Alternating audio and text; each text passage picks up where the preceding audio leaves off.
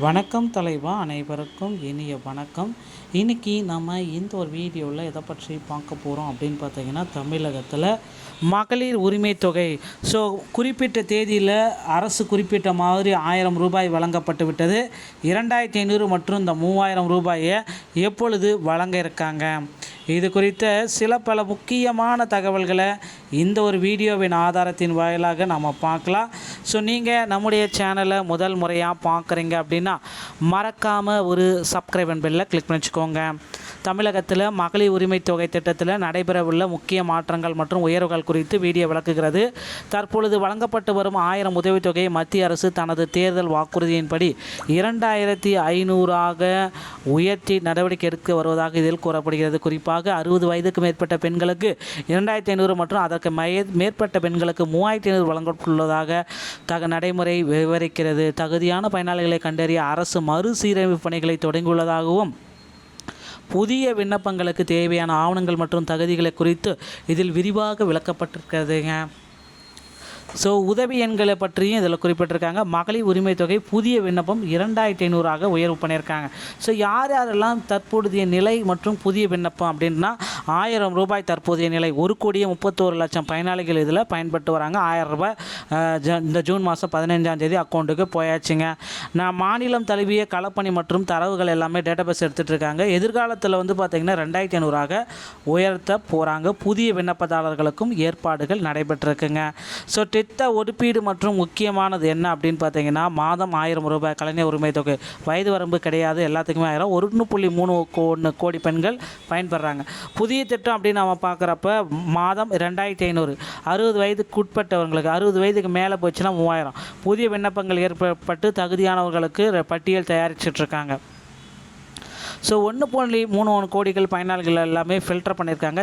பயனாளிகளை சரிபார்ப்பு பண்ணியிருக்காங்க. தகுதியானவர்களை நீக்குதல் பண்ணுறாங்க.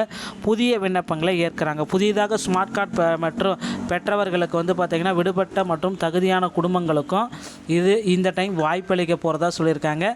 நீங்கள் பார்த்திங்கன்னா மகளிர் உரிமை தொகை பெற தகுதியானவர்களா அப்படின்னு பார்த்தீங்கன்னா, தகுதியுடையவர்கள் யார் யார்?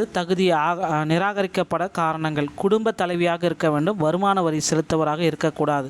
ஸோ தமிழக குடிமக்களாக இருத்தல் வேண்டும், 21 வயதுக்கு மேற்பட்டாக இருக்கணும், செயல்பாட்டில் உள்ள ரேஷன் கார்டு, அரசு ஊழியர்கள் மற்றும் ஓய்வூதியம் பெறுவர்கள் நிராகரிப்பு, ஆண்டு வருமானம் 2 லட்சத்துக்கு மேலே இருந்தால் நிராகரிப்பு, சொந்தமாக 4 சக்கர வாகனம் கார் வச்சுருந்தால் நிராகரிப்பு, 10 ஏக்கருக்கு மேலே நிலம் வச்சுருந்தாலும் உங்களுக்கு நிராகரிப்பு தாங்க.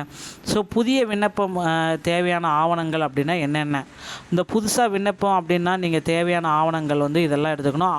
ஆதார் எண் மொபைல் எண்ணுடன் இணைக்கப்பட்டிருக்கணும். ஸ்மார்ட் கார்டு குடும்ப தலைவியின் பெயர் குறிப்பிட்டிருக்க வேண்டும். வங்கி பாஸ்புக், NCPI மேப்பிங் செய்யப்பட்ட தனிப்பட்ட வங்கி, மொபைல் எண் பயன்பாட்டில் உள்ள மொபைல் எண், தொலைபேசி எண். ஆதார் மற்றும் ஸ்மார்ட் கார்டு, வங்கி பாஸ்புக் பயன்பாட்டில் உள்ள மொபைல் எண்.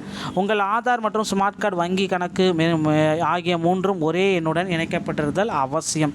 ஏதாவது சேஞ்ச் பண்ணியிருந்தாலும் உங்களுக்கு பார்த்திங்கன்னா பண வரவு இல்லாத போயிடுங்க.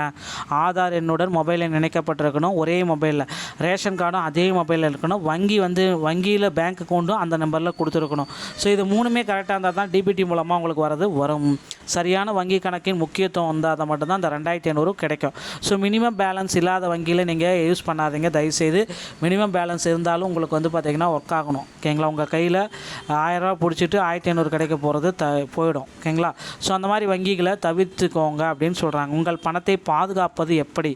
தவிர்க்கவும். மினிமம் பேலன்ஸ் வங்கி கணக்குகள் அதெல்லாத்தையும் எடுத்துருங்க. புதுசாக ஒரு கணக்கு ஓப்பன் பண்ணுங்கள், மினிமம் பேலன்ஸ் இல்லாத மாதிரி. இந்த கணக்குகளில் SMS கட்டணம், ATM பராமரிப்பு கட்டணங்கள் பிடிக்கப்படும். 2500 வந்தாலும் முழு தொகையும் உங்கள் கைக்கு வராது. நீங்கள் செய்ய வேண்டிய இந்த 0 பேலன்ஸ் அக்கௌண்ட் இருந்துச்சுன்னா அதை ஓப்பன் பண்ணி வச்சுக்கோங்க. IOB போன்ற தேசியமயமாக்கப்பட்ட வங்கிகளில் 0 பேலன்ஸ். உதவி மையம் மற்றும் நேரடி திட்டங்கள் குறித்த சந்தேகங்களை நீங்கள் தெரிஞ்சுக்கலாம். 1100 கட்டணமில்லா தொலைபேசி இல்லை CM செல்லுக்கு போயிட்டு செக் பண்ணிக்கலாம் அப்படின்றதையும் குறிப்பிட்டு சொல்கிறாங்க. ஸோ அடுத்து என்ன செய்ய வேண்டும் அப்படின்னு பார்த்தீங்கன்னா, ஆதார், ரேஷன் கார்டு, வங்கி கணக்கில் உள்ள மொபைல் என்ன சரியாக இருக்குதான்றதை செக் பண்ணிக்கோங்க. வங்கி கணக்கை மாற்றுங்க. அதிகாரப்பூர்வ அறிவிப்பு வரைக்கும் காத்துட்ருங்க. ஸோ மக்களே, இந்த ஒரு வீடியோ உங்களுக்கு பிடிச்சிருந்தால் நீங்கள் நம்முடைய சேனலோட இணைந்திருங்கள். மீண்டும் ஒரு நல்ல தகவலோடு நான் உங்களை சந்திக்கிறேன். நன்றி, வணக்கம்.